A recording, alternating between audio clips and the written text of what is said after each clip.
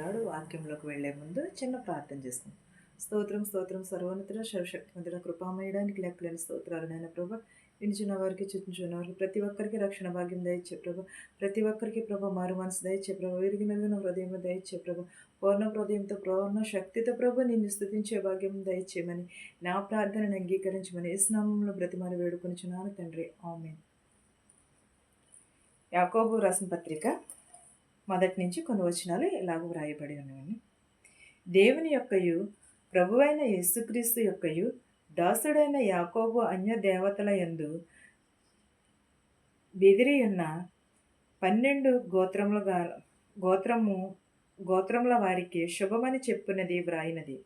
నా సహోదరులారా, మీ విశ్వాసమునకు కలుగు పరీక్ష ఓర్పును పుట్టించినని ఎరిగి మీరు నానా విధములైన శోధనలో పడినప్పుడు అది మహానందమని ఎంచుకునుడి. మీరు సంపూర్ణులను మా ఆనునాగులను ఏ విషయంలోనైనను కొదవలేని వారినై ఉండునట్లు ఓర్పు తన క్రియను కొనసాగింపనీయుడి. మీలో ఎవనికైనను జ్ఞానము కొదువుగా ఉన్నడలా అతడు దేవుని అడగవలెను, అప్పుడు అది అతనికి అనుగ్రహింపబడును.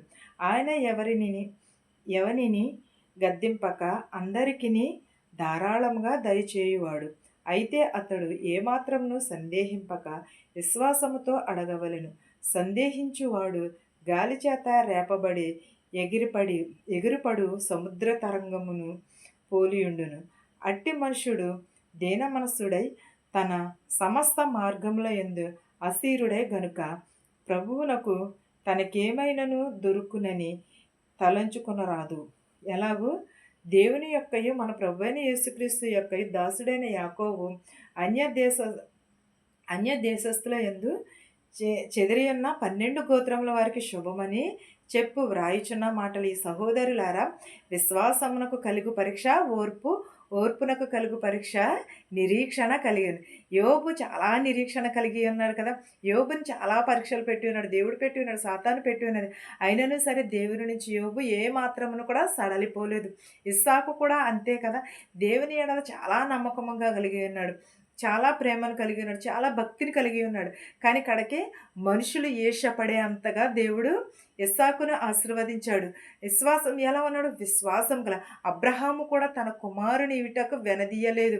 అయినను సరే దేవుడు యందు విశ్వాసమును కలిగి నమ్మకమును కలిగి తన కుమారుడు అడిగాడు, నా గొర్రె పిల్ల ఏది అని అడిగినా సరే అబ్రహాము మాట్లాడకుండా మౌనంగా వెళ్ళి తన కుమారుని అర్పించుటకు ఏమాత్రమును కూడా జంకలేదు.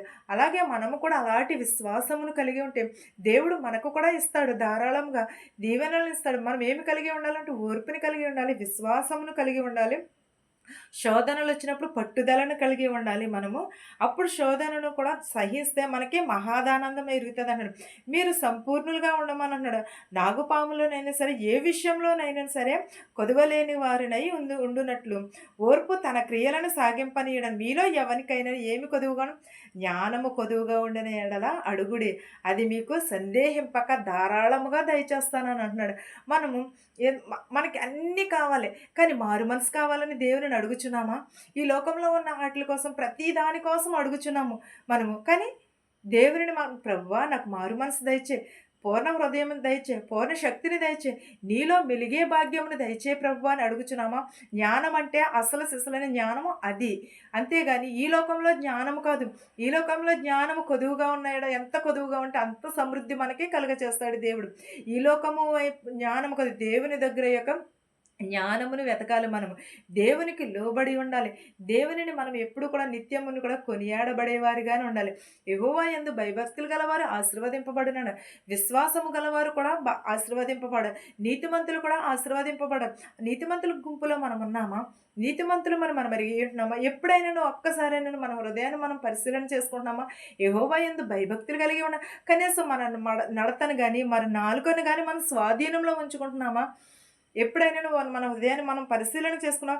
సందేహింపక అడగమని అన్నాడు. జ్ఞానము కొదువుగా ఉండిన ఎడల అడిగితే మీకు అది ధారాళంగా దయచేస్తానంటున్నాడు, అది సమృద్ధిగా ఇస్తానని అంటున్నాడు.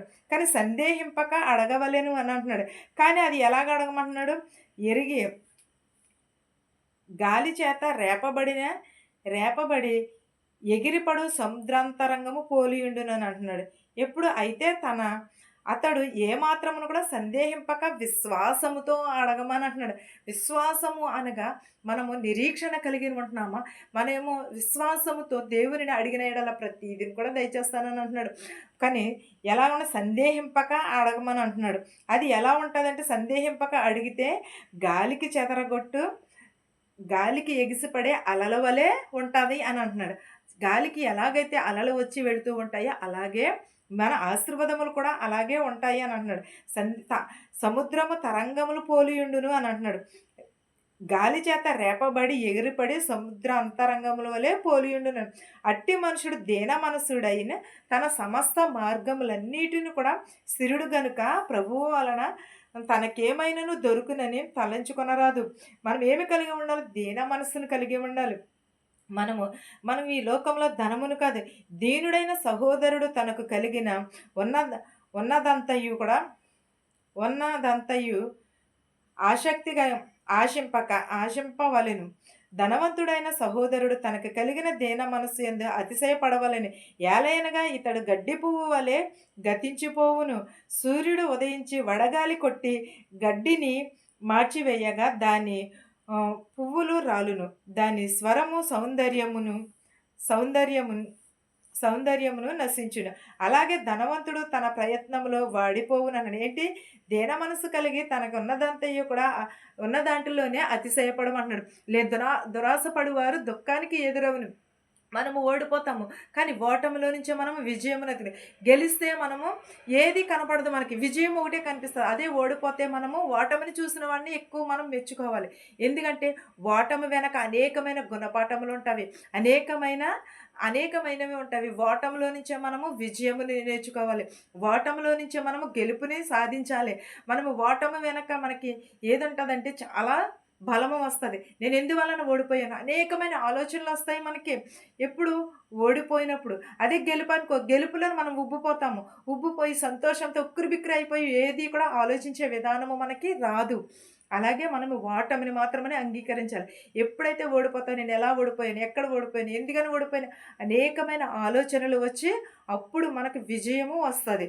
అంతేగాని మనము గెలుపు వైపు ఎప్పుడును కూడా చూడాలి. ఈ లోకంలో గెలుపు కాదు, దేవుని లోకంలో మనం గెలుపు చూడాలి. ఇక్కడ ఓడిపోతే దేవుని రాజ్యంలో మనము గెలుపుని సాధిస్తాము. కానీ ఈ లోకపు వైపు గెలుపు కాదు మనం చూడవలసింది, దేవుని యొక్క గెలుపు. దేవుని దగ్గర మన స్థానం ఏంటి, మనం ఎలా ఉంటున్నాము అని చూడాలి. మన విశ్వాసం ఎలా ఉన్నది, మన బుద్ధి కలిగిన కన్యకుల వలె ఉంటున్నామా, బుద్ధి లేని కన్యకుల వలె ఉంటున్నాము, ఎలా ఉంటున్నాం అనేది మన హృదయాన్ని మనం ఒక్కసారి పరిశీలన చేసుకోవాలి. మనం ఏమి కలిగి ఉండాలి? దీన మనసును కలిగి ఉండాలి, దయా మనసును కలిగి ఉండాలి. అప్పుడు విశ్వాసంతో దేవుని అడిగితే ధారాళంగా దయచేస్తానని అంటున్నాడు. మనము ఎప్పుడు కూడా ఈ దేవుని యందు విశ్వాసమును కలిగి ఉండాలి. ఈ వాక్యము మీకును మాకును మనందరికీ తోడయ్యుండును గాక. ఆమేన్. ప్రార్థించుకుందాం. స్తోత్రం స్తోత్రం స్తోత్రం సర్వోన్నతుడ శక్తిమంతుడ కృపామయడానికి లెక్కలేని స్తోత్రాలు. నేను ధనుకులనేమి భేదాలనేమి దీవించిన ప్రభు, శత్రువులు మిత్రులు దీవించిన ప్రభు, బస్సులో వెలిచిన రైలులో వెలిచిన హెలికాప్టర్ దీవించిన వారి గృహాలకు సురక్షితంగా చేర్చమని అడుగుతున్నాం ప్రభు. విధవరాలను దీవించి విధవరాల బిడ్డలను దీవించమని అడుగుతున్నాను నాయన ప్రభు. ఉద్యోగం కోసం చేస్తున్న వారి ఉద్యోగం దయచే ప్రభా. నేను ప్రభు వేదలను దీవించి నాయన ప్రభు, ధనికులను దీవించి నాయన ప్రభు. నేను ప్రభు సొంత ఇల్లు కోసం ఎదురు చూస్తున్నారు, సొంత ఇల్లు దయచేయమని అడుగుచున్నాను నాయన ప్రభు. నీకు స్తోత్రం నాయన ప్రభు. మేము వేషధారుల వరే కాకుండా నీతిమంతులుగా నీ సన్నిధులను నిలవబెట్టుకోమని అడుగుతున్నాను ప్రభా. మా సంఘాన్ని మా దేశాలని కాపాడమని అడుగుచున్నాను నాయన ప్రభా.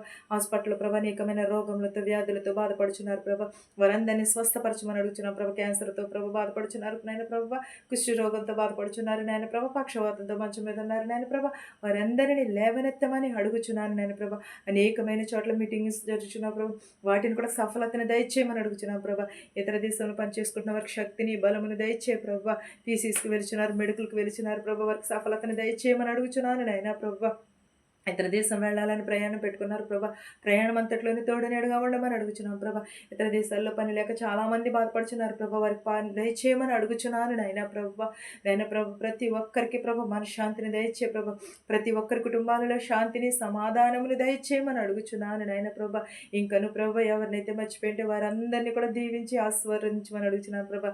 నాయన ప్రభా, నేను పిల్లలేని వారికి పిల్లలు దయచే ప్రభా. గర్భిణీ స్త్రీలకు సిలువైన కానుక దయచే ప్రభా. యవనస్తులు వాక్యం చేత శుద్ధి చేసుకున్నట్టుగా సహాయం చేయ ప్రభా. బాలికలని బాలింతలని దీవించమని అడుగుచున్నాను ప్రభా. నా కుటుంబమును కూడా జ్ఞాపకం చేసుకోమని అడుగుచున్నాను ప్రభా. నా కుటుంబము నిత్యము నిన్ను స్తుతించే భాగ్యమును దయచేయమని ప్రభా అడుగుచున్నాను తండ్రి. ఆమేన్. పరలోకమందున్న మా తండ్రి, నీ నామం పరిశుద్ధపరచబడును గాక, నీ రాజ్యం వచ్చును గాక, నీ చిత్తము పరలోకమందు భూమియందు నెరవేరినట్లును మా అనుదినాహారం నేడు మాకు దయచేయము. మరణస్తులను మేము క్షమించిన ప్రకారము మా రుణములను క్షమించుము. దుష్టుని నుండి శోధన నుండి తప్పించుము. రాజ్యమును శక్తియు మహిమయు నిరంతరము నీవై ఉన్నావు మా తండ్రి. ఆమేన్. చూచుచున్న వారికి వినుచున్న వారికి సదాకాలము నీ కృపతోడయ్యుండును గాక. ఆమేన్. అందరికీ వందనాలు.